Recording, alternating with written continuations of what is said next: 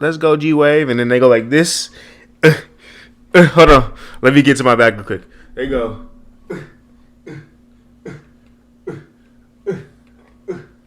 In the club. Bro. So Sassy. The Sassy Van Apocalypse is basically, if you doing this, Sassy.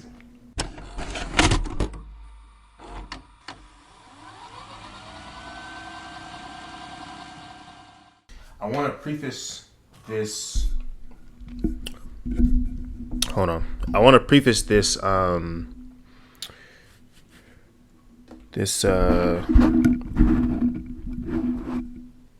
want to preface this video by saying, anybody who thinks Vinland Saga is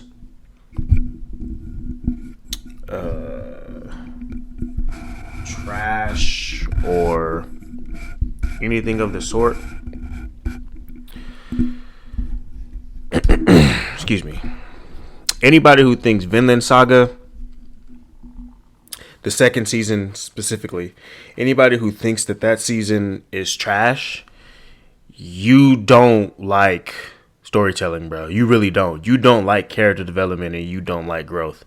Because I've recently binged watched Vinland Saga Part 2. Well, both seasons actually. The first season as well as the second season. I can tell you right now. I'm on the last episode, I think. I can tell you right now, bro. Season 2, infinitely better than season 1, bro. And for two reasons and two reasons alone. One, character development, bro. The character development that you see in Thorfinn, legendary. And two, it really depicts the main theme of the entire show, bro. What's all this senseless violence for? If we want to make a deal, bro, we can make a deal. What's all this senseless killing for? The main character was like, I was killing people out of a revenge. I was on my Sasuke shit, and I was killing people just to kill them. All because I want to get to you. I'm doing your bidding just so I can get the chance to kill you. For what? I have a mountain of bodies in my wake because I wanted to get to one person, bro. It makes no sense. And that's what that's what I like to see. Thorfinn was like, bro, I'm wrestling with the complaints of the dead that I've killed.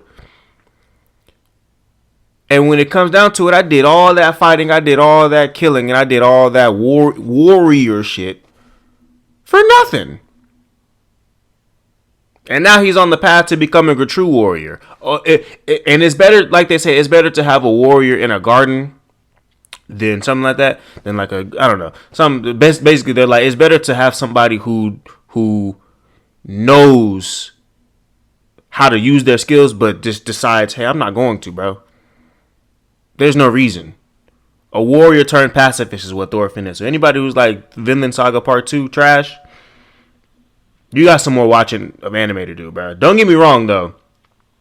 The second season definitely has less fighting. And if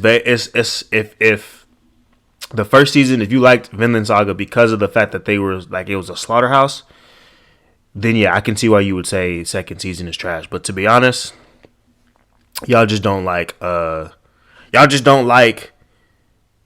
storytelling for real, and that's fine. Not everybody's cup of tea is pacifista, but Vinland Saga just really goes to show, like, for all this warrior talk and what it is to be a man and what it is to be a warrior, what it is to be strong, bro. The strongest just want peace, bro. The strongest and most sane, they just want peace, bro. After all the killing is said and done, bro, what I became the strongest warrior for what? For what? So anyways, to kick off this, welcome back to another episode of the YourStory podcast with yours truly, Rodney J. Salter. We're going to go ahead and I hit myself in the chin with that one. Let this applause track go.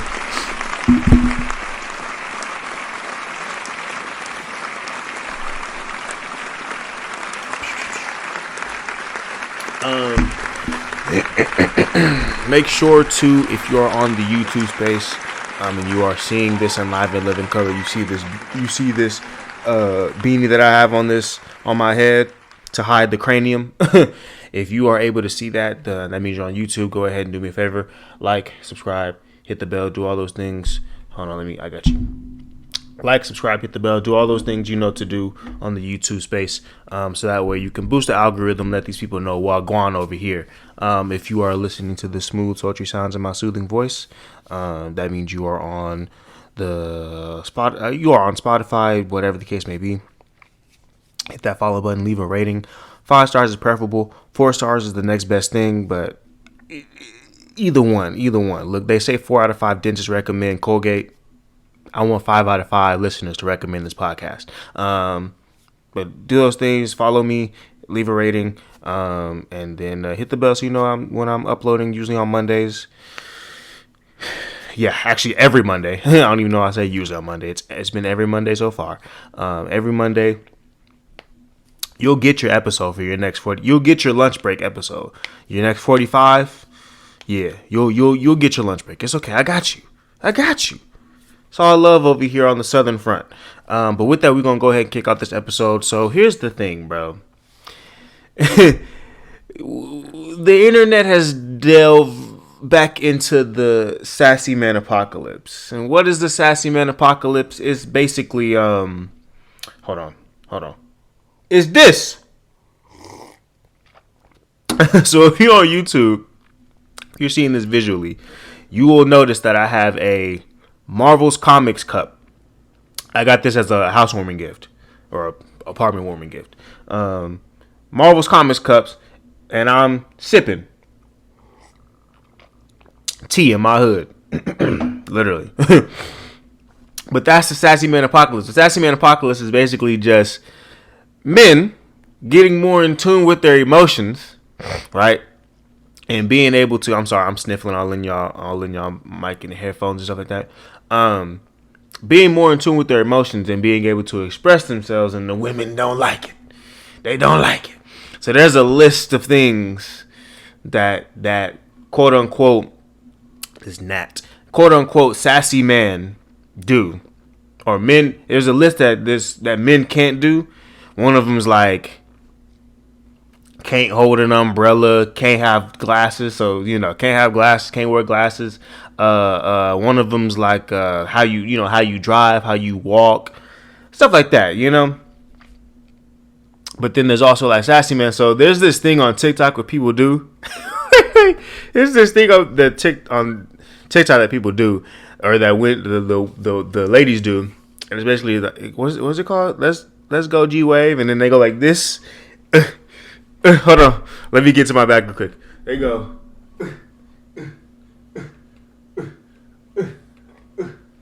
In the club, bro. So sassy. The Sassy Man apocalypse is basically, if you doing this, sassy. If you if you doing certain things with your hold on, cause I'm rocking. Oh, my Dewey fell off. I'm rocking the 2 strands, right? I'm rocking the 2 strands. But if you got that Miles Morales comb over, you feel me? If you got that Miles Morales comb over, sassy. So it's one of those things where it's like the Sassy Man apocalypse is funny because it's like now that guys are y'all women asked for this. Now that guys are getting more in tune with their emotions, right? They're able to more clearly and concisely and coherently, triple C on them, not just playing, express themselves, right? And express where they feel either hurt or unheard or unappreciated, whatever the case may be, or they just want to convey something that they don't like, you feel me? Or they just want to reinforce a boundary, whatever the case may be, right? Now that they're able to say these things, right, and they feel a lot more confident and safe in their own skin, now it's sassy. This is what y'all wanted. Y'all wanted y'all's men to be able to express their hurt and their pain and their happiness and their sadness and their whatever the case may be. Also, niggas can't be happy no more. That's sassy. But anyways, y'all wanted this. Y'all asked for this. Y'all begged for this. Y'all went against the system for this. Right? Y'all went to platforms for this. You feel me? Y'all went to platforms. Y'all tanked marriages for this. Or not, y'all didn't tank. I'm not blaming on y'all, but like marriages have been tanked because of, you can't express yourself. You don't want to talk about your feelings. This, that, and the third, right? And now that we've come into the age where you can do that now, you can feel safe in doing those things. Now it's called sassy. So let's go back to them Viking days where niggas was bottling it up. Like, what do y'all want? Y'all want to go back to the Vikings? Y'all trying to go back to cause here's how it goes down, bro. You get a man to bottle up his feelings and he can't talk about it. And he can't express himself to or be vulnerable with the woman that he loves. You get violent individuals. You do. Once you bottle that stuff inside, you either get violent, then they're either violent with themselves, violent with you, violent with other people. It's like they get different forms of lashing out, and so it's like that's what you get when you bottle it up. You get eventually once you put an animal in a cage and don't take care of them and neglect them, they gonna start lashing out. So it's like, not calling people animals, but it's also in the same token. It's like if I build a house around you with no windows and no doors and tell you suck it up, eventually you gonna start trying to break some shit down. So it's like it's in the same token. It's like, bro, y'all asked for a more expressive society. Y'all seeked out a more expressive society from your man, your woman, whatever the case may be. Y'all wanted this, like, let's all express each other. Let's all be heard, and appreciated. Y'all wanted this. Now all of a sudden it's sassy.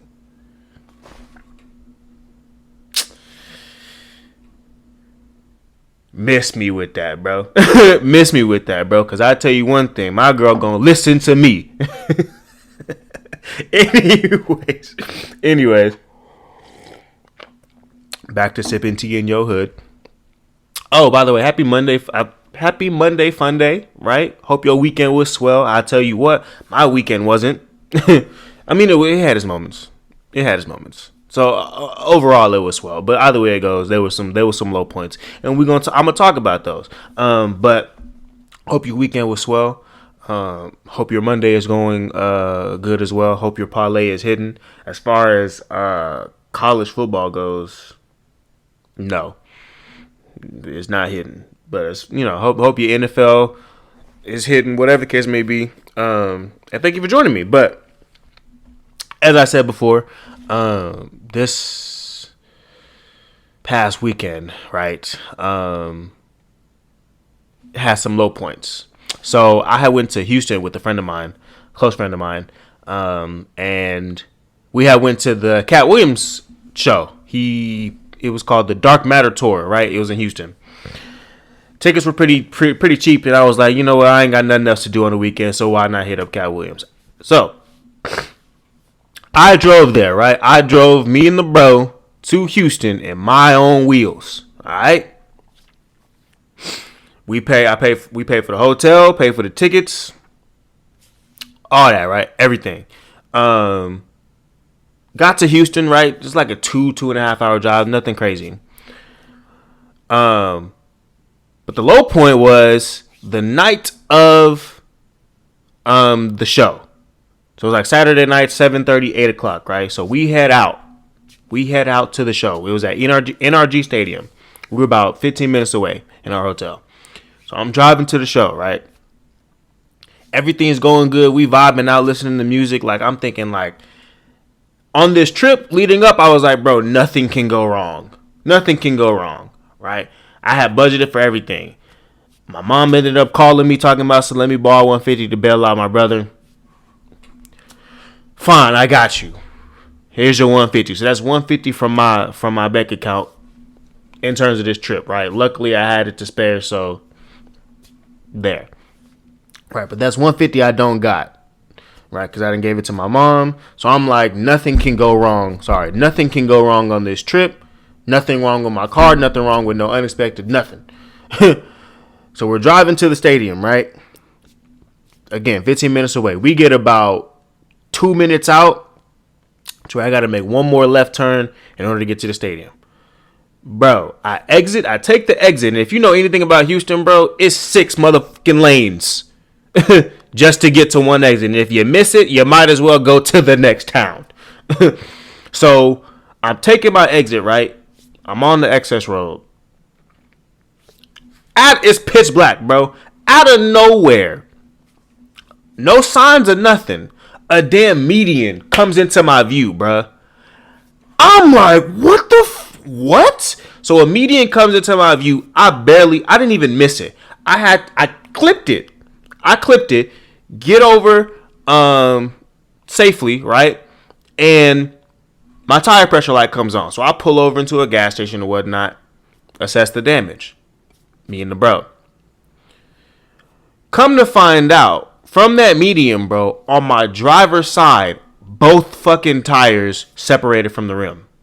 So, me clipping that median, I ended up bending 2 fucking rims on my tires, bro. And my tires are not cheap. Not cheap in the slightest, bro. I have specialty tires. Not cheap in the slightest, bro. So, that sets me back, right? Again, we were 2 minutes away from the venue, dog. Literally, I had pulled in I was about to pull in the last left and go to NRG Stadium. 2 fucking minutes. Bent some rims. So we get it towed, right? We calling everybody. We're like, yo, let's go get this towed. Luckily, the tow people and the people who could do my tire, who could weld back my tire or my rim, they were like within 5 minutes. So we get it towed. I paid a bro $80, $85 really, to get it towed to the place, and I pay the tire people $120 to fix both of my fucking rims, bro. That ended up being a 45-minute wait, but on the brighter side, I didn't miss the Cat Williams show. He was big ups to you, Cat, because that was a funny ass show. And the act that went on before you, I didn't catch bro's name because I wasn't there for that. He was also good as well. But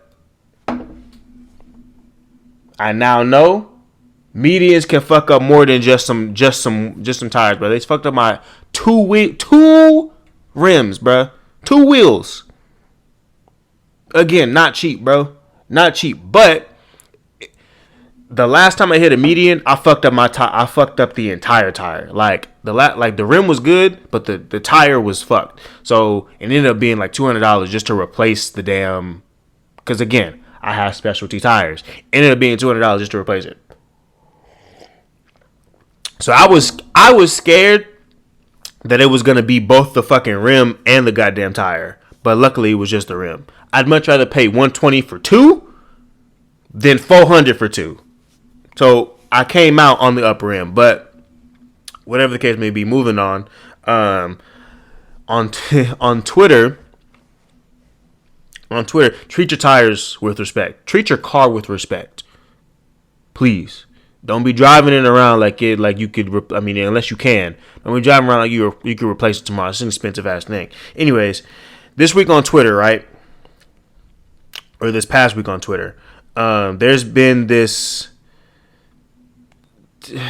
conversation of guys, and it's basically the phase where you slowly start hating your girlfriend is crazy. That's what the tweet says, bro. And all I gotta say is this, bro. I've never slowly started to hate any of my ex-girlfriends. Because that's crazy. It is crazy. That is wild. But I have gotten to moments where I'm like, I don't want to do this anymore. I don't want to do this anymore. But it hasn't ever gone to, because that's like, if you slowly start hating her, what does she do? What does she do? I don't get it, bro. But anyway, here's this thread. The phase where you slowly start hating your girlfriend is crazy. When you keep messing up on purpose so that she can break up with you and she keeps forgiving you. Niggas is I can't. Here's the thing. I can't even front. I have put myself in a situation where I was like, I don't want to be in this relationship anymore, but also don't really want to break it off. So let me be a piece of shit. I can't lie. I won't lie. I can't lie. I have been that before when I was younger, bro. But like I said, like I keep saying, when I was younger, I did childish things. But as I grew older, I put the childish ways behind me. Anyways, somebody said, I hope girls are cheating on these men. I hope y'all are too. Actually, nah, I wouldn't wish cheating on nobody. But for these men, especially for the ones that slowly start hating their girlfriend, I hope y'all are seeing this and plotting a way to destroy their lives. This is the one occasion where I need city girls to be up, bro, because these men suck. But it's also funny as fuck, because it's like I said, I've been a piece of shit, so I can understand, like, I don't want to be in this relationship no more, but I don't want to break it off. She keeps forgiving you. It's hilarious.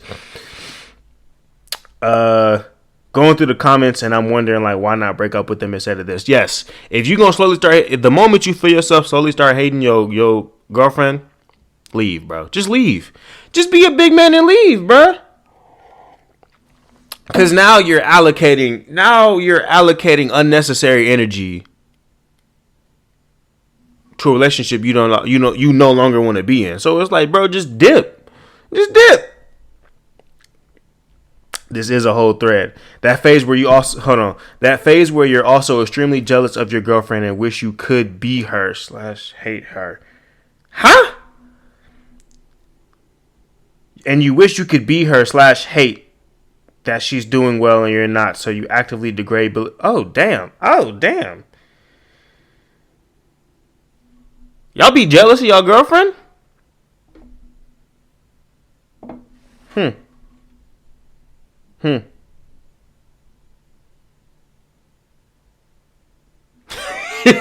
Yo, there's one that says you start asking yourself things like, does she have to chew when she eats? Yo, I'll be honest, bro. Oh my god. I remember seeing one of my exes, and this is I remember seeing one of my exes brush her teeth, and I was like,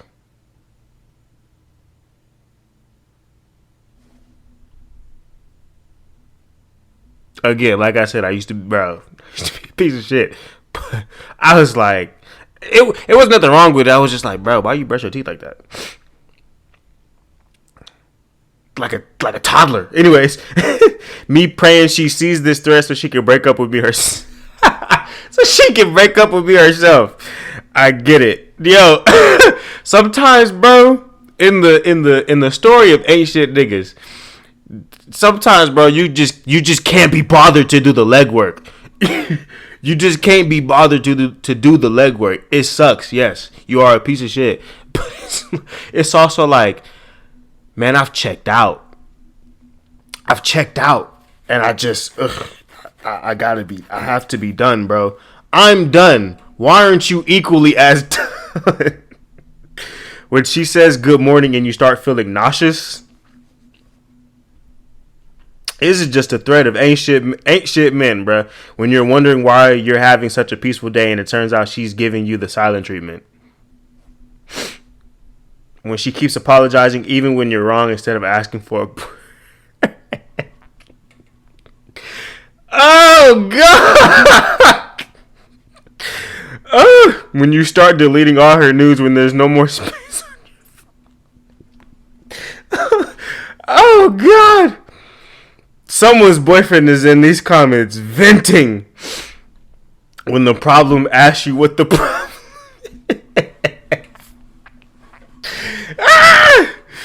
Her each time you try to get her to break up with you and she's not breaking. Hey man, there's one thing I've learned that women will do. Certain women, they will give you, if they love you, they'll give you chances, bro. Chances to see, because they in their mind, they want that fairy tale. They just want you to fit it, and you not fitting it, bro. And they will give you chance after chance to fit it. Ladies, let go. He's not the one for you, bro. He's not the one for you. He's not fitting your ideals. Move on. I know it's hard. Trust me, I get it. But you'll be better for it. You see the men in these comments, bruh. Bro said, when the problem asks you what the problem is, leave him.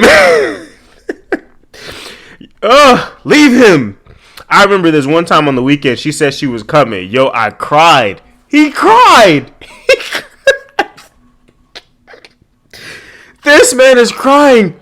Real tears. Real pent up aggression and frustration and sadness because you are coming for the weekend. Leave this nigga when you can't let go because you haven't found her replacement. Oh my God. Somebody said I thought this was a girl thing. Yo, there are some women who be. There's a thread on here that says when you slowly. I'm gonna read that one next week. When you slowly start hating your boyfriend. I bet that one's even way funnier because these women, trust me, bro.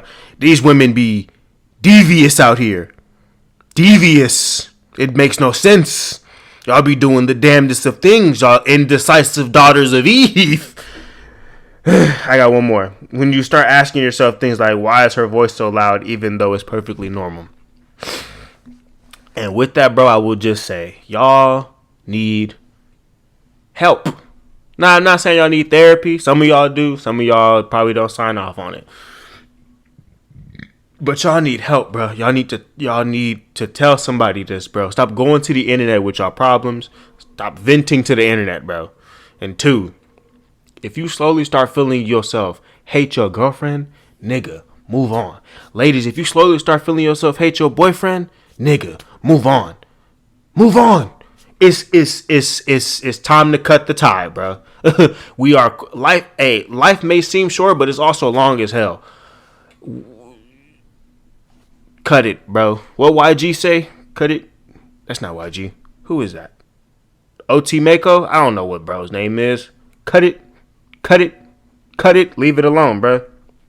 Leave it alone. It's perfect. It's perfectly normal to move on. It is. It's perfectly normal to move on. Anyways, I got one more for you. Another thread. And it's a think piece.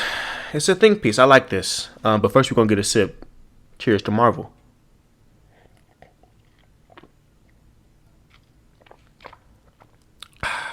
Another one. That one tasted way too good. Hold on.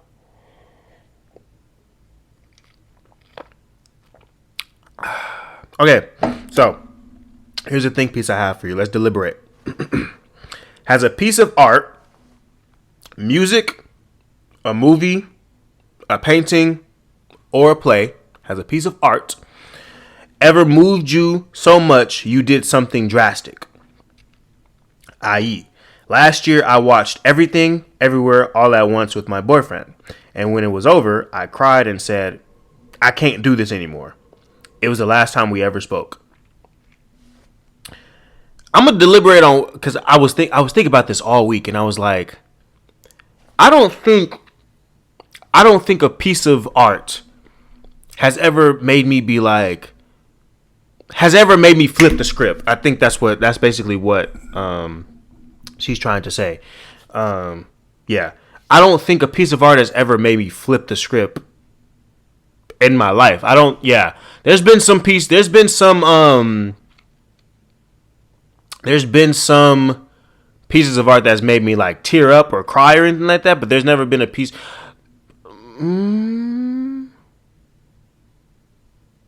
Nah. Anyways, to continue on. One reply says, checked a book out of the school library when I was 6. The family in the story was bilingual, and I thought that was the coolest thing. Started learning foreign words. Now speak 2 other languages, can get by in 3 others, have lived overseas and been to 29 countries. I guess Rich Dad Poor Dad kind of got me into understanding stocks and financial markets. But again, nothing's ever made me do something drastically. This man learned essentially 5 other languages and visited 29 countries because of a book he got when he was 6. Yeah. The Last of Us Part 2. Played it during a prolonged period of shunning my brother. Realized that for all the mistakes he made and things he did, he wanted to be better, and I also didn't want him completely out of my life. So I got back in touch with him. That's a good one. As far as family goes, I wish my family was a lot close knit. I wish my family was a little tighter than what they are. But on the same token, things like The Last of Us and stuff like that, they really like resonate because I'm like, this world could go to shit. This world could go to shit tomorrow. We've already had the vid, bro. Like, we've already had the vid. They got this Paris bedbug shit going down. So, like, this world could really, like, burn tomorrow. And so it's like, get in good. You know, if you got any sins you wanna confess them now, because it's looking like the last days. And if anybody you want to rekindle a flame with, or you want to talk to, or whatever the case may be, rekindle a connection with, I suggest y'all do it now. Because quite literally, we don't know whether, like, there's wars going on overseas now. Like, we don't know what tomorrow's going to bring. You might want to start rekindling some connections now while you still have the time to. So yeah. And The Last of Us Part 2 will definitely make you do some stuff like that. Fucking Vinland Saga, low key, had me thinking like, bro, do I just want to escape? Do I just want to go to some remote fucking island and be? Anyways, I read The Hunger Games when I was a lonely kid with no friends, and it gave me such an immense love for books and how it can change someone's life that I have somehow dedicated my life to books. I got 2 degrees in creative writing and publishing and work with kids' books now. That's nice. This thread is why libraries are so vital in the community. What I'm realizing, is that most people's lives change, whether it be from movies or from books. Most of the people that I come into contact with, they've either read a manga or seen an anime, and they like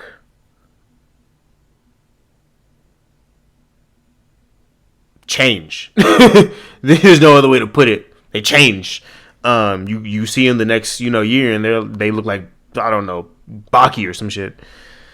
I got called on a day off to be yelled at for something that happened when I wasn't at work. Put on Rage Against the Machine on my drive in. As soon as he whispered, "Anger is a gift," I knew I was quitting. Walked in, grabbed my stuff, left my key, went home.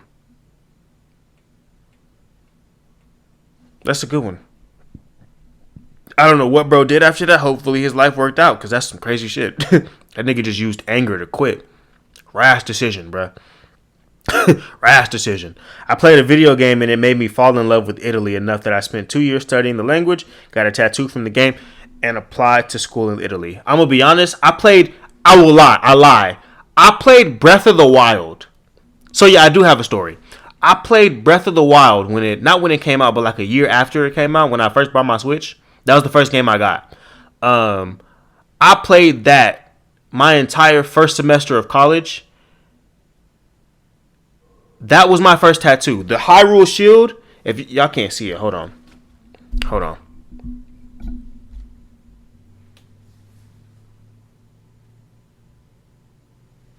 That Hyrule Shield, that was my first tattoo.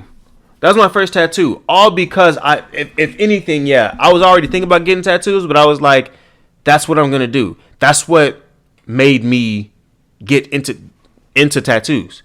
It's Breath of the Wild, bro. Breath of the Wild. Breath of the Wild convinced me to go to Hawaii with my friends and get a tattoo. All in the same week. Hey, man. That's my drastic story. I will say that when I was in and out of psych hospitals, the one thing that stopped me from killing myself was the fact that I was so invested in the Season 9 Apex lore that I would use my phone privileges just to read the Twitter comics. Low-key the reason I'm still alive. Yeah, there are some art pieces that have actually kept me alive. There are some, I don't know if you can consider content creators and YouTube videos pieces of art, but Berleezy and RDC, and they're a big part of the reason why I'm still alive, because watching their content actually helped keep me alive. Anime, obviously, you feel me? When I was going through my depressive bouts, Naruto, like when I was younger, and even now, when I was going through my depressive bouts, Naruto was still running, and I had to see the end of that. Nowadays, it's Blue Lock, it's One Piece, it's well, it was One Piece. It's Blue Lock, it's One Piece, it's Attack on Titan. Like nowadays, it's more modern animes that I'm like, I need to see the end of. But that's usually what keeps me, here. The song "This Is Me" from The Greatest Showman made me feel proud of my autism and the gifts that come with it. Shout out to y'all. Shout out to all y'all on the spectrum. I think all of us are on the spectrum, but some more than others. La La Land somehow dismantled a lot of my accumulated pessimism around romantic love and also my art. Decided to recommit the endeavor to both. I've never seen La La Land. Don't even know what that is. My pessimism about romantic love comes from a place of experience, but also I love love. I do. I love love. I love love. Anytime I go to the club on like a solo adventure, which it's a story time for another day. But anytime I go to the club or go out on a solo adventure, and I see couples out, one part I'm like, that shit gay, and another part I'm like, that shit's lovely. Cause I'm like, when I was in a relationship, or those times that I've been in a relationship, it's been beautiful. So I for all you lovebirds out there, keep doing your thing, bro. Keep doing your thing. PDA, all of that, because there's nothing more beautiful, as well as evil, than love. It's beautifully chaotic. I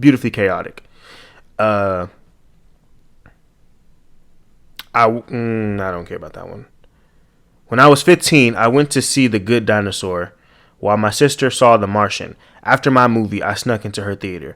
There was still 1 hour left in The Martian, so I watched it with her. I got home and read the book that the movie was based on, then decided to be an engineer. Interstellar is one of the movies that'll make you change your entire perception, bro. And anybody who says that they don't like Interstellar, do you have 2 brain cells? That's automatically what I'm thinking, bro. You have 2 brain cells, and they both look like Eddie from Ed, Edd n Eddy, bro. And you know exactly which one I'm talking about too. You know exactly which one I'm talking about.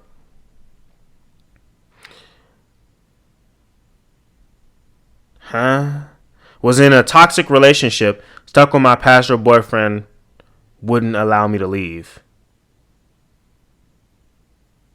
I don't even know what that means.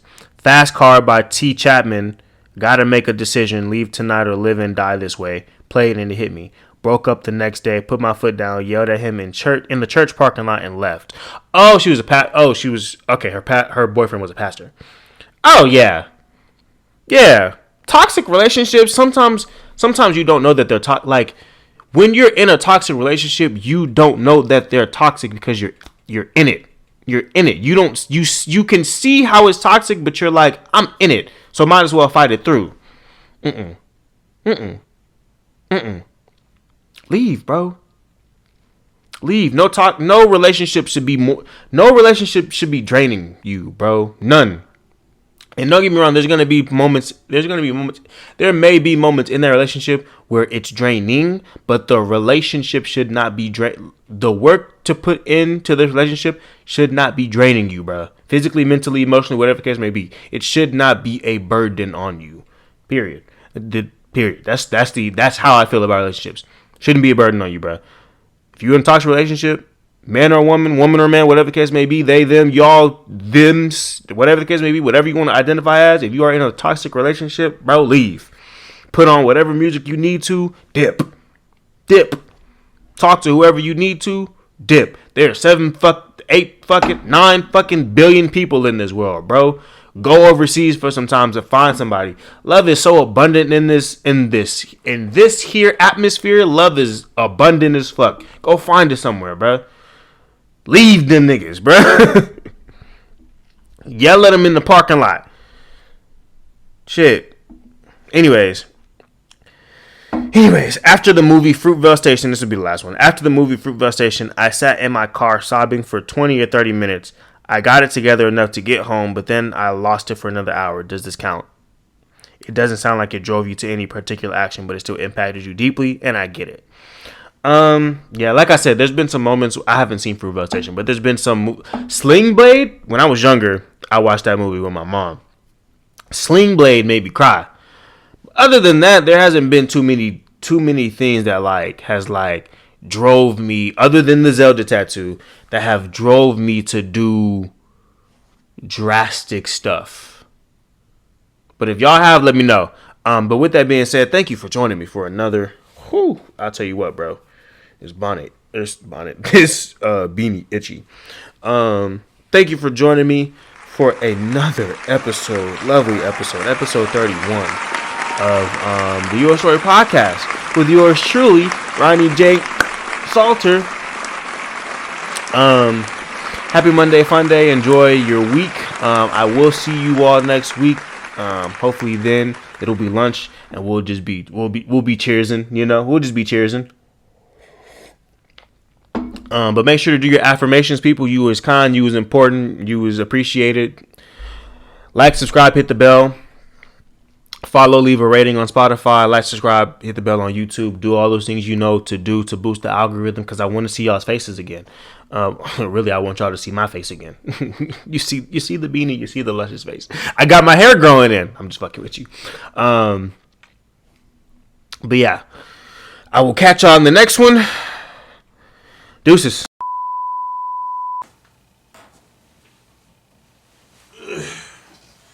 And sometimes all you really gotta do